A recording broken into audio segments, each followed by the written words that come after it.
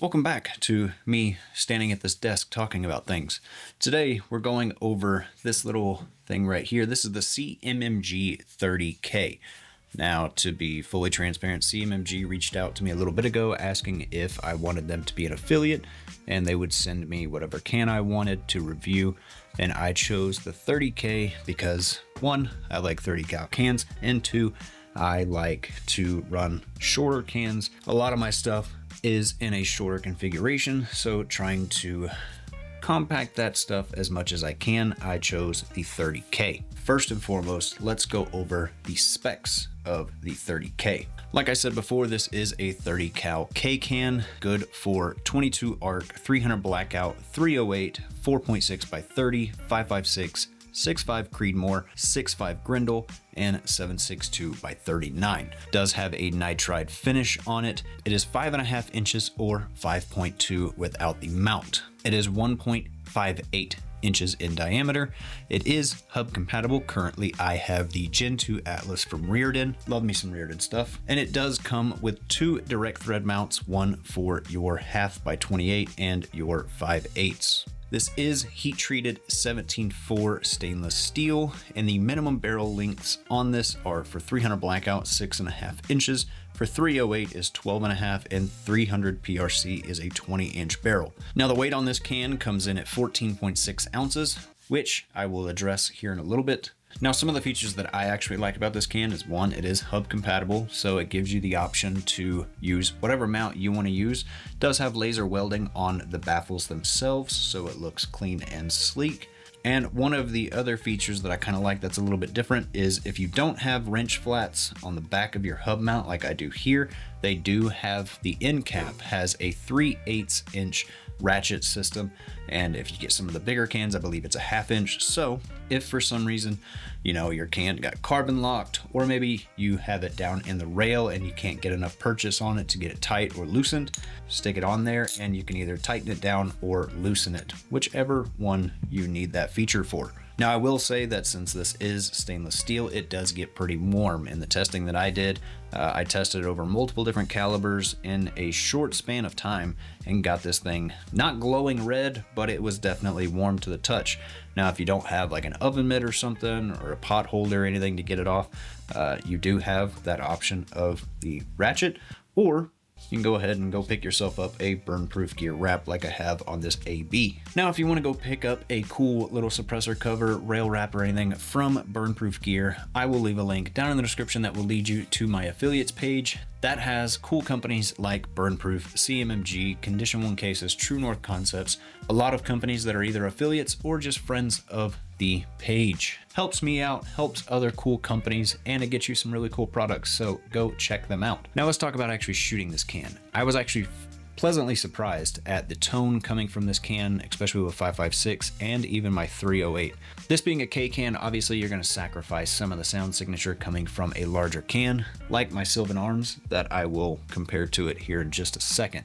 First, I was shooting it with my Sons of Liberty 13.7 using 55 grain, just basic ammo, and honestly, all I could really hear, for the most part, besides the crack of the round, was mostly my buffer. I was actually pleasantly surprised at how quiet this can was with 5.56, even on my 11.5, which was the Midwest build.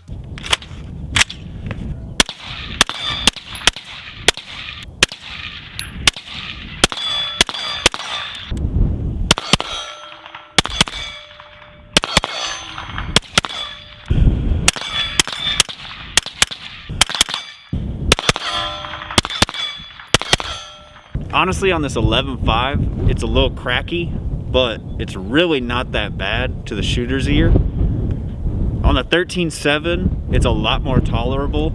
Still got the supersonic 5.56 and all that different stuff, but I mean, really, if you got to pop off some rounds, this isn't that bad. Like, barely any ear ringing, so I'd say it's a decent can so far. 300 blackout.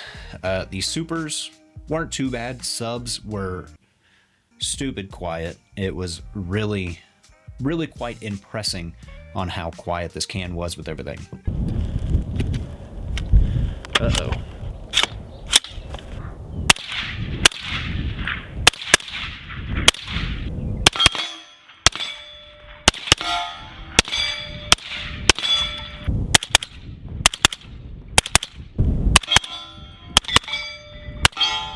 Moving to the big boy though, the 308.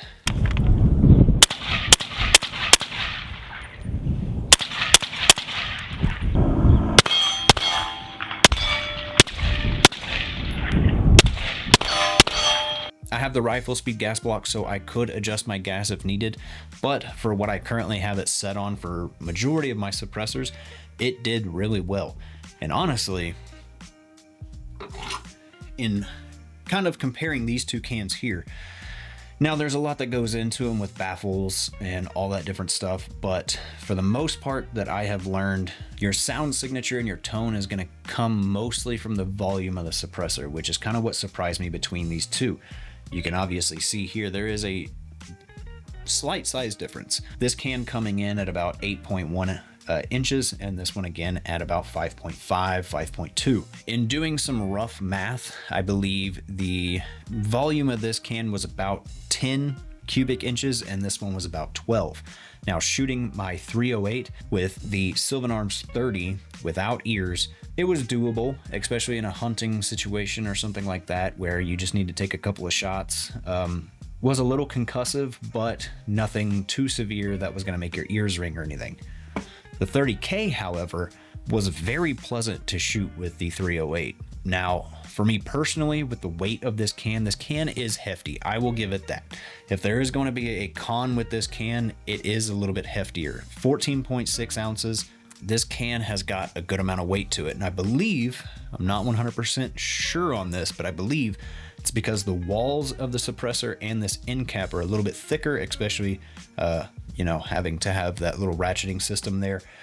So I believe that's where a lot of the weight comes from. But in that, I believe this can could be more of like your duty can. Something that you can throw on a gun and you can abuse the crap out of this thing, especially for 550. This can, I believe, can take a lot of abuse. Now, in saying that, the only gun that I really felt a lot of weight was my 308, and that gun is already pretty hefty as it is. With the 5.56, I did a couple different transitions with each gun actually, and didn't really notice any sluggishness in doing transitions, and I didn't notice, kind of overcorrecting or anything. I think once you actually have it on the gun and you're kind of getting used to it, you kind of don't really notice a difference really, in my opinion. Again, my opinion. That's the only drawback that I have with this can so far, is it is pretty hefty for what it is. In doing my testing, I didn't really notice any gassing situation as far as gas coming back to the face or anything. For it being basically a traditional baffle can, I didn't really notice too much overpressure or anything. Didn't really get a whole lot of gas to the face, especially with the 5.56 and my Midwest being an 11.5. I felt like I would, but honestly, I didn't really get a whole lot. And here you can actually see my 25, 50, and 100 yard testing with each gun.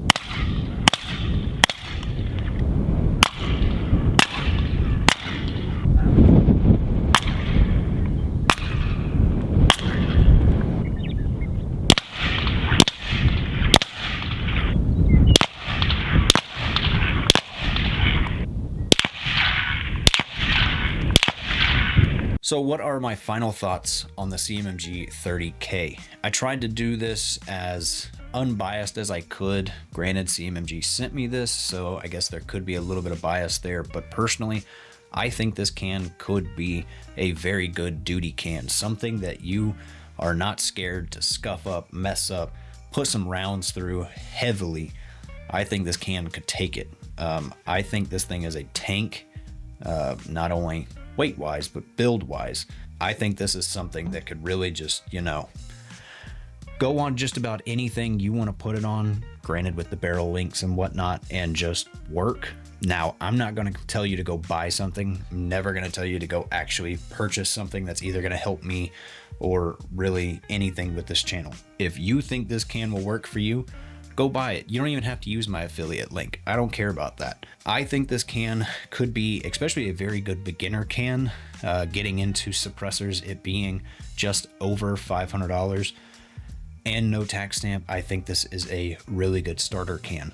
I think this could be really good on something, you know, like an 11.5, 10.5, something like that. Something kind of short and compact that you don't have this all the way out on a barrel. I think that's where this can probably thrives. Maybe even like a 300 blackout. I was really surprised on a 10.5 inch, I think is my 300 blackout.